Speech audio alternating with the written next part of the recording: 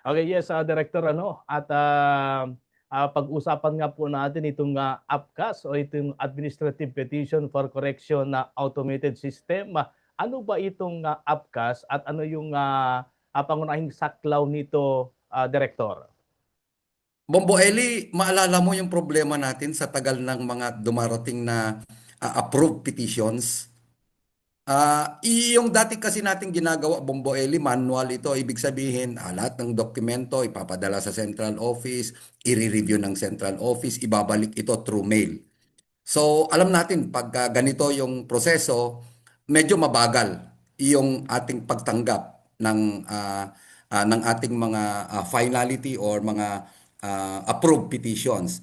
Yung ating APCAS o tinatawag nating Administrative Petition for Correction Automated System, ito ay sistema na ginawa ng PSA upang mapadali yung ating proseso. Kumbaga, mapaikli yung paghihintay ng ating kababayan na nangangailangan ng pag-correct ng kanilang mga dokumento. Okay. So kung ikukumpara mo doon sa manual, ay gaano kabilis na kung ang susundin natin ay itong APCAS sa Director? Bombo Eli, unang-una nag-pilot tayo sa Ilagan City noong 2025. At nitong January, nung natapos yung pilot, dahil kailangan nating makita ano pa yung mga kailangan i-improve sa system, nag-implement tayo ulit ng another pilot for 5 municipalities across the region. That would be the capital town of the different provinces. Base doon sa aking nakalap na impormasyon, lalong-lalo na doon sa ating City Civil Register ng Tuguegarao, si Ma'am Kalukag nagsabi sa akin, Sir, from 6 to 8 months na paghintay, umaabot pa yan ng 1 taon, on the average 44 days. Iyon po yung sinasabi ng ating gumagamit na ng ating APCAS. Yung atin naman sa Ilagan, nagtanong din ako the other day, ilan days na po ba ang hinihintay natin bago makompleto yung proseso natin sa APCAS? Ang sabi po, 50 to 55 days. So tignan mo, Bombo Eli, kung gaano natin pinaikli yung 6 to 8 months at umiiyak yung naghihintay ng 1 taon to 40 to 55 days. Okay, so almost 2 months na lang yung paghihintay kumpara doon sa 6 to 8 months sa Director. So mas mabilis nga ito. Pero paano ba yung proseso ng paghain ng correction ng civil registry documents sa Director? Ganito, Bomba Eli, no? Meron na tayo, out of the 93 municipalities, meron na tayong na-training na 63 municipalities, no? Dalawang phase kasi bago tayo makagamit ng APCAS, ano? Kailangan i-train yung ating mga municipal civil registrar and then we will assist them in the go live. Yung go live kasi, Bombo Eli, hindi siya pwedeng magawa doon sa training. Yung training natin is a cluster. Ibig sabihin, we have to pull in yung ating mga city civil registrars na gustong mag-APCAS and then we'll train them for 2 days and they will have to be scheduled on a per day basis. So hindi kasi namin kaya yung more than 2 municipalities in a day doon sa ating go live. Yung go live natin, dito na sila mag-uumpisa nung kanilang paggamit ng ating APCAS. By the way, this is an online system na kung saan kapag ka may kliyente na darating, lahat po ng kinukuha na impormasyon sa ating mga kliyente na gustong magpa-correct ay i-encode na kaagad doon sa ating system. Unlike before, interviewing ka, isusulat sa papel, no? And then ita-transcribe doon sa magandang papel. Ngayon, idediretso na siyang i-encode and then pagka na-encode na po ito at nakuha lahat ng impormasyon, maghihintay ito ng 10 days. Iyon yung the usual process natin. Kasi yung 10 days natin is a posting period. At alam naman natin kung kasali siya doon sa RA 10172, meron pa siyang posting sa mga dyaryo. So, ito yung mga sinasabi ko na itong 10 days na ito, kasama na doon sa 40 to 45 days or 55 days. Lahat ng impormasyon na kukunin sa inyo, wala na po sa papel, diretso na siya doon sa system. Once na ipasok sa system, nag-lapse yung posting period, pasok siya kaagad doon sa opisina ni PSA sa province. Si PSA province, i-review ito, ibabalik kung may problema. Once kompleto or na fulfill lahat yung requirements, ibabato ito sa legal service sa central office. The legal service will have to review it online. So wala nang papel na hinihintay, Bombo Eli. In reviewing, of course, pila-pila yan kasi marami na tayong gumagamit ng AppCast. Ang kagandahan nito, Bombo Eli, wala na pong tinatawag na impune based on the submitted requirements. Kapag kasi doon sa manual, pagka-impune based on the submitted requirements, mabagal, paulit na proseso yung pag-submit mo ng dokumento sa mail and then ibabalik mo doon sa central office. Doon sa ating online system, Bombo Eli, pag sinabi you're lacking with one document, i-upload mo lang. In just a few seconds, dumating yung document, the review will be continued, and of course, lo and behold, darating po yung petition mo again online, yung approved petition online. Ganun na po kabilis yung ating proseso. And one thing more, Bomboyeli, ano? Kasi doon sa pag-interview, kukunin namin yung number nung client. And the client will be informed on the status. Sasabihin ng PSA, ang iyong petition ay natanggap na ng PSA. Pagka na-approve na ito, sasabihin ni PSA, ang iyong petition ay na-approve na, sumangguni po kayo or bumalik kayo doon sa Municipal Civil Register. So it's a very transparent wherein the client are informed of the status. And the most important thing is that nawala na po yung umiiyak na yung matagal na araw at umiiyak na paghihintay sa napakabagal na proseso ng manual, Bombo Eli. Okay. Dito sa probinsya ng Cagayan, Director, lahat ba ng local civil registry natin ay available na itong AppCast? Ang kagandahan nito, Bombo Eli, while we were not yet fully trained, yung buong 29 municipalities, meron na lang tayong natitira ng mga 11 municipalities. Ang system kasi is nangangailangan siya ng mga counterpart ng LGUs. Like for example, kailangan meron kang sariling dedicated na desktop unit upang solo ito nung system, ano. And of course, yung ating pagte-train is base na rin doon sa kanilang interest na ibibigay sa aming PSA.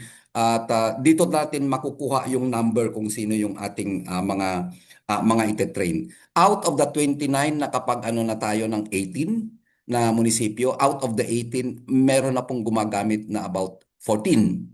So ibig sabihin 50%. In the next few days, itong natitirang 14, itong nasisirang 4 pa, i-go live na natin ito. No? So hindi matatapos ang buwan, i-go live na natin ito. So all in all, dito sa Lambak ng Cagayan, I'm pretty much sure out of the 29, 14 na po yung gumagamit ng ating AppCast at nakakalat ito doon sa strategic places from downstream up to Piak, Cagayan. So para mas maging malinaw sa mga tagapakinig po natin ngayon na Direktor, ay ano yung mga particular na civil registry documents yung dapat na ipinapakorek sa inyong tanggapan base sa saklaw ng Republic Act 9048? Tama 'yun, maraming salamat, Bombo Eli, pinaalala mo sa akin, nakalimutan natin. Yung saklaw nung ating AppCast system ay ito muna yung mga usual na kino-correct natin administratively. At yung tama nga po, ito yung mga saklaw ng RA 9048, kasama na diyan yung 10172.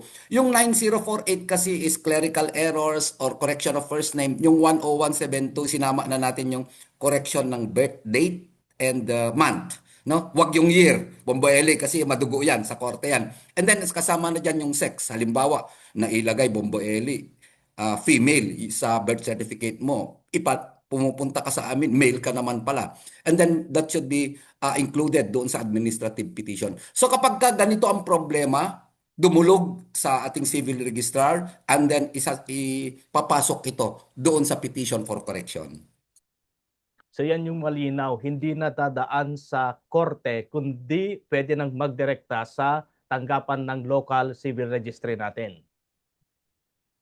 Bombo Eli, in general, pagka-affected yung status ng isang tao, halimbawa, palitan mo yung year of birth mo, siyempre, mababago ang taon mo, either babata ka or tatanda ka, sa korte yan. At of course, may mga ano kasi information sa ating birth certificate na kung saan kung papalitan natin ito affected yung status ng isang tao. Basta ang mahalaga dito pagka may mali sa pangalan mo at of course may mga clerical errors, gusto mong palitan ng first name mo in toto, no? Kasi ang ginagamit mo instead of Eli is Elia. And then gusto mong Elia ang ipasok. Saklaw po 'yan ng ating Batas 9048. And then of course yung birthday and birth year. Okay. Pero sa experience ninyo, Director, marami pa rin ba yung mga ganitong kliyente natin, yung mga nagpapawasto ng kanilang civil registry documents? Alam mo, Bombo Eli, all I thought this is just a remedial measure. Nung una, no, gusto nating, the law was really crafted to as a remedial measure. Dahil in the previous, may nakita na tayo pagkakamali. Pero in the long run, alam mo, Bombo Eli, nalulungkot ako. Parang dumadami yung ating mga petitioner. I mean, I don't know what happened along the way, you know. And of course, we have really to cater these clients kasi kailangan nila ito para maplantsa yung kanilang dokumento. Ano yung nakikita nating pangunahing dahilan at dumadami yung ganitong pagkakamali pagdating sa dokumento, Director? Base doon sa observations ko, unang-una yung mga pangalan na ginagamit nila ngayon, no? Bigla na lang kapag kumuha na sa kanila, kumuha na ng kanilang birth certificate ay parang iba na yung kanilang pangalan na nandun sa kanilang birth certificate. Pangalawa, may mga isa o dalawang letra dun sa kanilang pangalan na hindi nila ginagamit. And therefore, they have to correct that because their records, most of their records now reflects na ito yung ginagamit niya. And therefore, the birth records, which is the vital record, should be corrected. Yung birth month and birthday. Ito po yung kalimitan. Magandang balita, Bombo Eli, meron na tayong coordination doon sa DFA kasi nung una, ang pagkuha ng passport kapag kalimbawa, Jirme M. Bayukan, ang nasa asking certificate, ang gusto ni DFA, kailangan Jirme Maglelong Bayukan. Buo yung middle initial. Pero ngayon, meron tayong collaboration with the DFA, tanggapin yung mga middle initial provided that yung middle initial ni mother mo ay nakalatag doon sa birth certificate mo. So, medyo nawala yung mga ganitong kaso, no? But of course, nakikita natin marami pa rin, lalo itong mga gustong magtrabaho sa abroad, itong mga gagraduate, itong mag-take ng bar, they have to correct the documents in order to conform with the documents, with a lack of documents that they have. Lalo na kung may mga ID ka na ang dami mo ng ID, kita mo pala sa birth certificate mo iba, then you have to correct. At least ang maganda ngayon, Director, ay hindi na maiinip sa paghihintay dahil mas mabilis na ngayon na ilalabas yung dokumento kumpara sa dati na manual. Yes, Bombo Eli, no, idagdag ko lang. Meron na tayong APCAS na kung saan yung ating petition ay napadali. After kasi niyang approval of the petition, mayroon certificate of finality yan galing sa MCR. After ng certificate of finality, papasok ulit yan sa PSA manually, no? For encoding of the annotation. Ibig sabihin, ilalagay na doon sa kanilang dokumento yung approved na petition and of course, yung annotation. Kapag katapos na ang lahat ng proseso dito at meron ka ng certificate of finality, pwede kang mag-avail ulit ng aming premium annotation service na kung saan within 10 days upon receipt ng document ay mapoproseso na yung inyong annotated document. Kapag kasi idaan mo ito sa manual, region lang kasi ang gumagawa nito, Bombo Eli, no?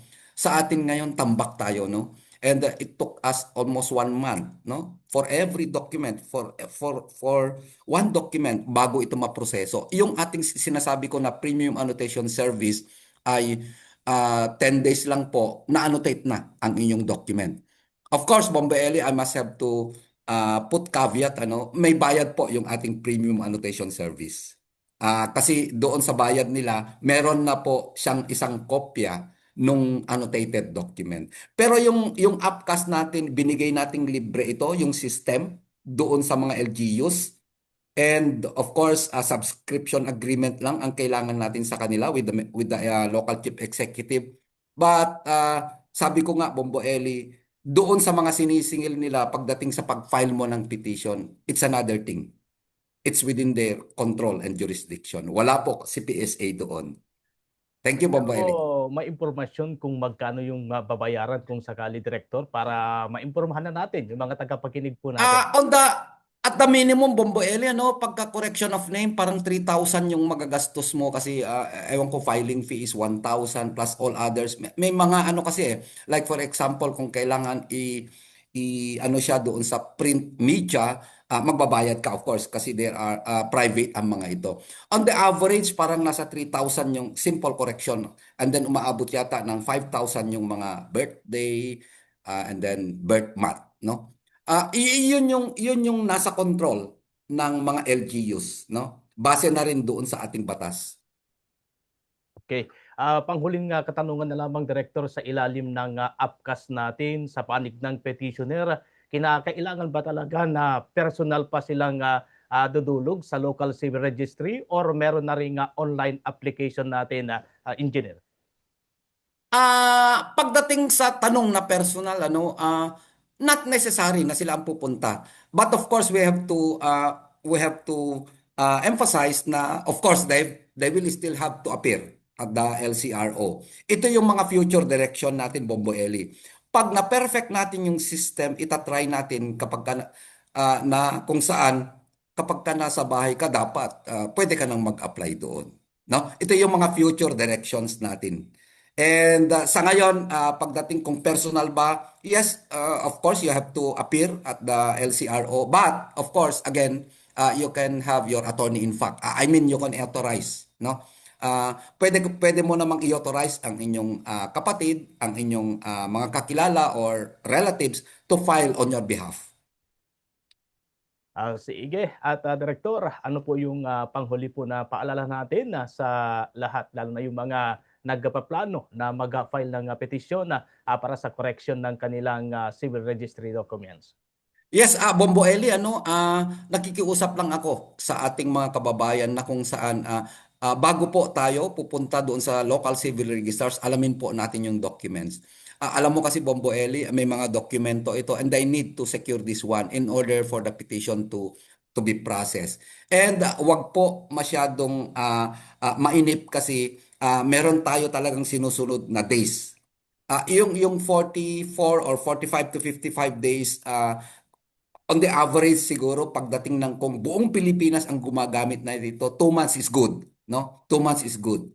And we're trying our best to incorporate across all systems the need to have the client makapag-file on their respective places. And of course, I'd like to ask our mga kababayan sa Region 2 to please support all PSA activities. Yung ating national ID, of course, yung ating mga statistical na kung saan bumibisita tayo doon sa mga bahay-bahay ng ating mga respondent. Please give us the correct and right information of your household because we need this one. Lahat po ng wala pang national ID, Bombo Eli, no, hinihikayat ko na punta na lang po kayo doon sa aming opisina or watch out for our mobile team to visit your respective places. And for those who are planning to correct their documents, consult your respective local civil registrar. Pwede na rin, Bombo Eli, no? Kapag ikaw ay ipinanganak sa Mindanao, pwede kang kumonsulta sa LCRO dito upang i-out of town or I mean migrant petitioner ang kalalabasan nito. The LCRO where you are residing will cater your request and it will be forwarded in the municipality where you were born. So ganun po, Bambaeli, pinadali natin yung proseso. I hope in the next few years ay yung ating service excellent ay talagang matutupad natin sa pamamagitan ng paggamit ng teknolohiya.